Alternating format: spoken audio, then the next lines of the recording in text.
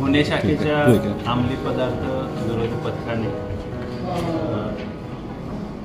त्यांचे पोलीस निरीक्षक राहुल मस्के, त्याचबरोबर API Gavit, API Nilesh More, PSI Nikam आणि PSI नितीन भोसले, दीपेश किनी आणि त्यांच्या टीमने शिळडागर पोलीस स्टेशनच्या हद्दीमध्ये दिनांक 12 फेब्रुवारी रोजी MD अंमली पदार्थ जप्त करून कारवाई केलेली आहे। त्यामध्ये जप्तीमध्ये एकूण 1 किलो 109 ग्रॅम वजनाचा MD हा अंमली पदार्थ मिळून आला। त्याची किंमत 2,25,00,000 रुपये इतकी आहे।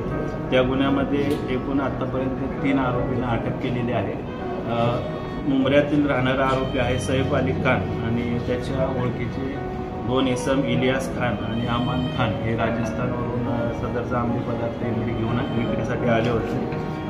आमच्या पथकाने त्याच्यावर छापा कारवाई करून त्यांना ताब्यात घेतला आहे। त्या अनुषंगाने गुन्हा दाखल करण्यात आलेला आहे।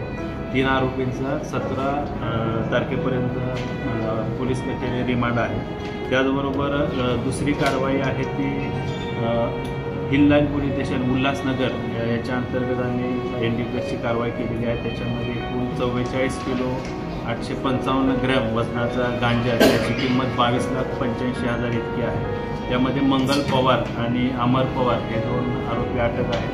त्यांचं देखील पोलीस कचेरी रिमांड 17 तारखेपर्यंत आहे। त्याचबरोबर तिसरी कारवाई आम्ही उल्हासनगर मध्यवर्ती पोलीस स्टेशनच्या हद्दीमध्ये केलेली आहे। त्या कारवाईमध्ये एकूण 58 ग्रॅम मेफेड्रोन MD हा अंमली पदार्थ मिळून आहे, ज्याची किंमत 11,72,000 रुपये इतकी आहे।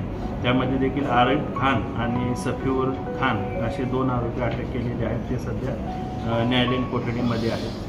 माननीय पोलीस आयुक्त साहेब यांनी दिलेल्या आदेशान्वये ठाणे पोलीस आयुक्तालयाच्या हद्दीमध्ये अंमली पदार्थाच्या अनुषंगाने आम्ही अत्यंत कठोर कारवाई करत आहे। त्याच्यामध्ये गांजा असेल, कोकेन असेल, MD पदार्थ असतील, अंमली पदार्थ MD आहे।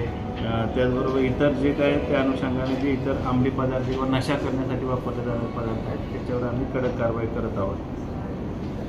सर, उल्हासनगरमध्ये मोठी गुन्ह्याच्या तपासामध्ये सदरचा जो MD हा अंमली पदार्थ आहे हा कुठून आला, त्याचा सोर्स काय आहे, तो विक्रीसाठी पुढे कुणाला देणार होता किंवा ते लोकल मार्केटमध्ये त्याचं वितरण कसं होणार होतं या अनुषंगाने देखील आम्ही अधिक तपास करत आहोत।